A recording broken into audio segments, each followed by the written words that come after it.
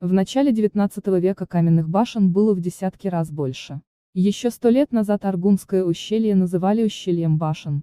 2 боевые башни стояли у въезда в ущелье, и более сотни, далее, по всему периметру до границы с Грузией. Они стояли так, чтобы с парапета можно было увидеть костер в окне ближайшей. Таким образом чеченцы передавали сигнал об опасности, и за очень короткое время по всей Чечне узнавали о приближении врага.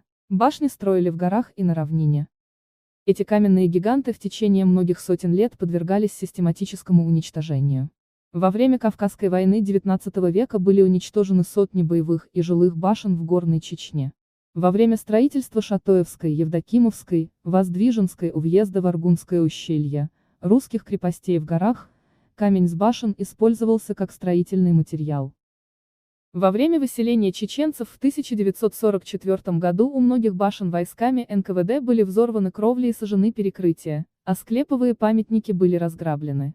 В 1994-1996 годах ракетно-бомбовыми ударами были полностью разрушены 4 боевых и жилых башни в селениях Шарой и Хёлдах, 2 башни в селении Макажой, 2 культовых сооружения в Макажое и Ткали, 5 наземных склепов в Маисте и Мелхисте, полубоевая башня в селении Кёрите.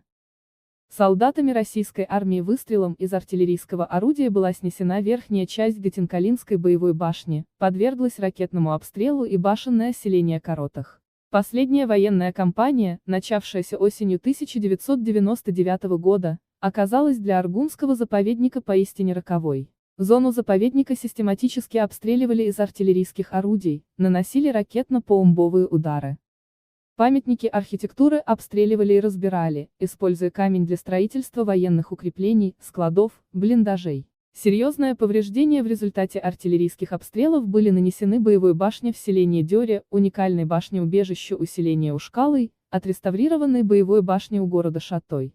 До сих пор чеченцы помнят историю, когда военнослужащие федеральных сил на передвижной зенитной установке «Шилка» обстреляли один из прекраснейших памятников чеченской архитектуры – Ушкалойскую сторожевую башню. Так называемые защитники Родины тогда объясняли свой вандализм тем, что якобы из этой башни по ним был открыт огонь. Не надо быть военным стратегом, достаточно посмотреть на эту башню и понять, вести огонь из этой башни как из укрепления, бессмысленно. Из этой башни никуда не убежишь. Разве что по очень крутому склону вниз, к реке, где человека видно как на ладони. В свое время к ней был только один легкий путь, через висячий мостик, который уже давным-давно приказал долго жить. Да и не могло там никого оказаться, так как после обстрела из зенитного орудия в башне не было обнаружено никаких следов ведения боя. Нет никаких сомнений в том, что Ушкалойская сторожевая башня стала жертвой обычного вандализма, жертвой садистских наклонностей. В результате бомбового удара была разрушена до основания башня в Шарое и повреждена в Сата.